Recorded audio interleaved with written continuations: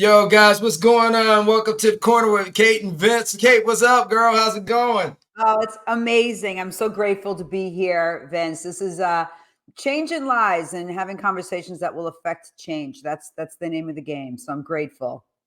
Yeah, so why are you trying to affect change? I mean, you're an author, you're a keynote speaker. So look, give the audience a little bit of background about yourself. Yeah, thank you. So I really think that these are the types of conversation that really will change lives. I have my background. Obviously, I'm an athlete, but I'm also a high performance coach. And a couple different things happened to me in life, particularly why I'm so committed to men's mental health. I'm from a family of 11. I have 8 siblings, and in 1987, my brother Matthew was murdered. So I lost my soul brother. He was only 18 months younger. I was his protector because he was wild, Vince. He was wild. He was beautiful, but Sad he to hear. he was wild. But he was an incredible person. And so it's that traumatic effect of what happens to a family and what happens to our own personal psychology when we have a Right. great loss. And that affected me profoundly.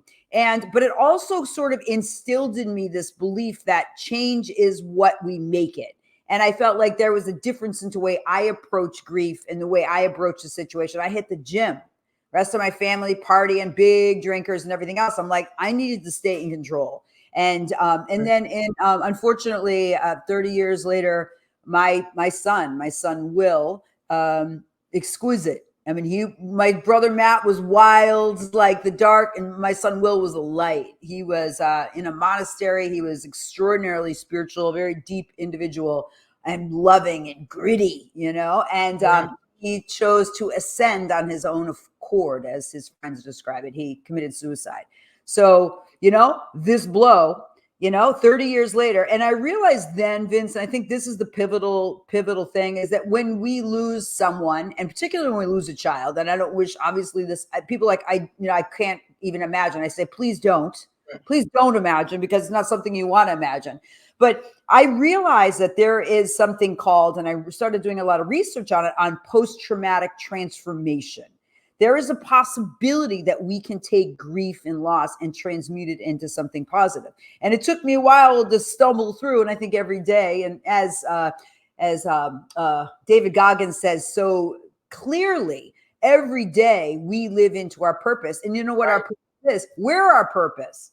So, what is the way that we're conducting our lives in a purpose driven way and leaning forward, even when we don't know the answers, but we have a vision? And my vision is that I'm here to impact and save lives. And again, I say this every time, Vince, and we talked about it on the previous show, that one Right. phone, one text, one hello, one how you're doing can change a life. And I bring that up because maybe if someone reached out to this beautiful human, could have changed and saved his life, right? So Right. it's just so impactful for me. And I know it's a long-winded way to do it, but I'm here to have powerful conversation, particularly with men, over their psychological mastery in ways that they can turn in and have powerful conversations with themselves to own the power which is in them. All men are here to be warriors, and we need more of them. A little bit, I mean, because I'm going to be introducing you, I'm going to be playing with you a bit, and I would love your vibe. Like, what is the reason behind this, your purpose? What is that for you? What drives Told you, you in the Vin? previous show, kind of spoke at a church, but I come from humble beginnings. My dad was an enlisted person in the military, and my mom, we're from Jack's Quarters, Louisiana, which is right outside Barksdale Air Force Base. And a lot of people don't know the history on it. It used to be called the Barksdale Annex, and it was where black soldiers were housed during the segregation part of the military, where they had an area for whites to live and an area for blacks to live. And it was a humble area, and and growing up there as a young man for a part of my life, and just seeing the discrepancies of the railroad tracks, as we call it. And anybody from South knows about the railroad tracks. On one side of the tracks, just one group lives, and the other side, the other group lives. One side has more resources than the other. So I kind of looked at that as I've gone through my life, and I kind of apply it. But I always tell people that I have like this million man rule or million woman rule, and there was what is that? Well, I said I look at the millions of African Americans that were shipped over here from Africa during the time of slavery, and how many survived, and like 300,000 or 400,000, whatever that key number is, that were brought into America survived. And for the fact that one of those people or two of those people survived a treacherous time in their life to put me here on this planet to have this opportunity, I cannot go through my life without, aspiring other people. I really can't, because I have to pay it forward. And I always have to remember those that blazed the path before me. And sadly, as I look at our generation, just from the African-American side, the amount of African-Americans that don't know the struggles and the processes, because most of the people that are born in the 80s and 90s have lived without any constraints on them, even though they like to say they have constraints, but 90% of their constraints are self-inflicted. So that goes to my conversation with me and you in this corner. The Ecke is about, why are you having constraints on your life when it doesn't cost you any money to go to school, sit in class, get an education, be able to leave that education, get a better education, get a trade, and live a fruitful life. And, instead of looking always at constraints of depression, looking at things that you say, that men in particular say, oh, I have all these mental health issues. You turn to alcohol, you turn to drugs, you turn to different vices, but they never really sit there and look at the point of, hey, my choices are bad. I need to correct my choices and I need to fix them. And so that's why we're here, is to try to get to that point of understanding why, and then part of how we help other people by our personal lives. So good. Listen to you. So clear, so concise. You are the speaker, just like what you shared in our last show. You knew you were here with the voice, and I'm so grateful you share it. So I want to hit up on something that is really important when we're talking about anxiety, depression, all these internal mental health struggles that we experience. There's one predominant feature that overrides all of it, and it's this big F word, and it's fear. And it's such an important topic to talk about, because it is the pinnacle of what prevents us from not only making actionable steps in our external world, but the internal, looking in, facing the fear of what's in us. Right. But, we all have it. And I think the thing is, I'm going to go back to the greatest quote when I first joined the military. And I'll never forget this NCO saying this, but he took it from history. And we were going through infantry training, and he said, look, man, we're all cowards and we're all heroes. And I said, huh? I'm like, what are you talking about? He goes, we're all cowards and we're all heroes. He said, it's the moment in time of a situation that you make a decision and you're remembered either as a coward or a hero. And he goes, and that's all on how you manage your fear. He goes, so we're all scared in a certain situations. And trust me, I've been there. I know. I know. But it's the decisions you make during that time of compressed fear that makes people look at you in two different lights. If they look at you and say, oh, he's a badass, or he's oh my God, don't ever go anywhere with him. And the last thing I'll touch real quick on was the one thing I'll never forget is the 10 men go into battle. And David David guys, but it's a military thing. David just stole it from like everybody else, is that we have 10 men going into the battle. Out of that 10, 5 are going to be cannon fodder. They shouldn't be there anyway. And out of that other 5 that's left over, 3 are warriors, and the other 2 will get their courage from looking at the warriors. So we all find the ways to come over our fear, and it's by the people that we surround ourselves with. And I've noticed that we've had so many successful people in different careers, and they've all been scared, but look who they surrounded themselves with. And we've had more people, sadly, a majority of people fail, Kate. Yeah, true. Well, there's a really cool story I'm reading right now, and he has this one story about Patton. And Patton was a badass, right? He was quite a general. But the thing is that people don't know about Patton, and this is the real truth. I went to school with his granddaughter, Helen Patton. And she was she was wild, right? And she was crazy. She was in theater, but she had the Patton aura.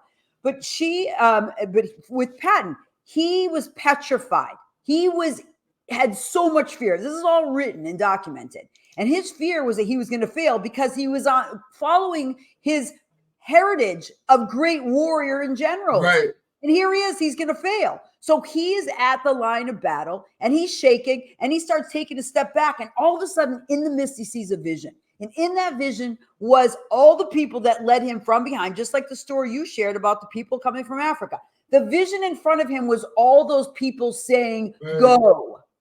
go, move forward. And he fought like hell after that. And Right. that's why he was the general that always went to the front line, because he had to feel the fear and bring that forward. Now, okay, that's his internal battle. What are the ways that we are looking at our internal fear and then creating a vision in the future of something we're moving towards? Without a purpose, we have nothing.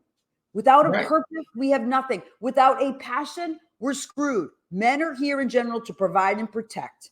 You ask a man what makes you happy, he's going to be like, I don't know, sex, watching sports. But that's chill. It's not their driving force. Their driving force is to protect and provide. And we've negated that out of men. It's become a negative that they're here to be warriors and to fight and to advocate and to say things that may disturb or upset people, or to make decisions that maybe people are going to not like. You look at men's purpose. We are too busy trying to be inclusive like today. And I'm not knocking on this, so don't anybody take this to another level. But I don't see a problem with the Boy Scouts being Boy Scouts. I don't see a problem with the NFL being men. I don't understand where we're getting to this thing is that, all right, for everything that seems like it's a men's club, that it has to be broken or destroyed or sanitized because of, for whatever reason. And here's the thing is men need safe spaces. 100%. You know, and they need their clubs. Now, I'm good for people wanting to aspire, but there's so many other avenues to aspire to. But the problem is as we deteriorate men's spaces, for them to be able to have conversations that won't get them canceled or won't get them in trouble by the things they say, by their venting, we really are putting them in a box right now in Western society. Now, and I'm going to be very clear with that, Western society, because even in the Middle East or the Far East or Central Asia, they still have their exclusiveness. And what happens is, if you want to call it masculine, so what? It's a part of life. Just like me, I don't go to Tupperware parties, man. You know, that's awful. I'm like totally more comfortable, and I'm like totally a girl. But don't put me at a bead store or a craft store. I'd rather be at Home Depot any day. But you say they're in a box, but it's more of a cage. Yeah. And it's like, and the cage has been taken over by society and the judgment that they're afraid to even speak their truth. And if we go into, and I talk about this in Claim You're a Warrior, about men and getting their needs met. Now, again, if you ask a man what their needs are, they're going to be like, I don't know, because men don't even come from that perception. So I have a list. If anyone wants it, I'll be happy to share. But it's a list of needs. We have our objective needs and our subjectives. Objective, we need water, we need air, we need these things. You know, Maslow's hierarchy needs. We need them.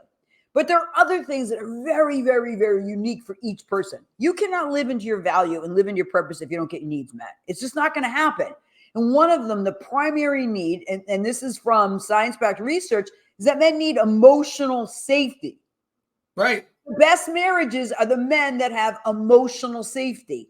The best friendships for men are the ones that have emotional. They can say anything they want and they're not going to be hated on. And this is what's missing. Men don't feel emotionally safe. Women want to feel physically safe, right? We are like, we have to be careful going out because we are more likely to be part of a crime as women. But men need emotional safety. And there's nothing wrong with that. It's awesome. And how do we create it? That's what I do as a coach. Yeah, but if you look at the most successful men, they have a man inner circle, right? So we always say this, and people may get upset, but the most successful guys that I'm friends with, they have a friend group that's guys. Now, is the conversations in no groups societal wise cause problems? Yeah, but the problem is those conversations aren't meant for the general public. Those conversations are meant for those guys to be able to talk through things. And a lot of times they vent and talk through things to get to a solution and get different perspectives from other males. Without an emotional attachment, it's come a very analytical process, right? So as we get rid of those or shrink those spaces, it's harder for men to just function. Because the other day I played golf with a bunch of guys, and I'm just going to be clear. They were politically incorrect all the way through, and we were picking on each other. But, the banter was fun. Kind of like the Tom Brady roast, which everybody's all up in arms about. But the thing was, have we lost the ability to be able to joke, have fun without hurting someone's feelings or being canceled or, causing a problem when it's all just a joke. So, people wouldn't survive the 70s and 80s with No, Sanford no and way. Son, Can you Archie Bunker. imagine? Can you imagine? Well, it's true. And it's like that's the number one thing when we're talking about men's mental health and the high rate of suicide. The man who's isolated is danger to himself and to others. A man who's Yes. isolated. A man, the number one way in self-care, the number one way men's self-care is be in a community. They need to be in a Right. community. That's just they can hash out and say things that are completely women, they are nasty when it's all women. If Right. anyone heard that way women talk is nasty. And like men need that same space. You need to be able to say the ugly in you to get to your truth. And guys will you can create that space for each other. It's required. It's necessary. Right. And absolutely, men pick on each other. But you just hit a key point. You talk about when men are isolated. So, and not to go down the dark road of active shooters or whatever, but if you look at the historical pattern of men that have been active shooters, they are lone wolves. They don't have a tribe. They don't have an organizational group, sadly to say.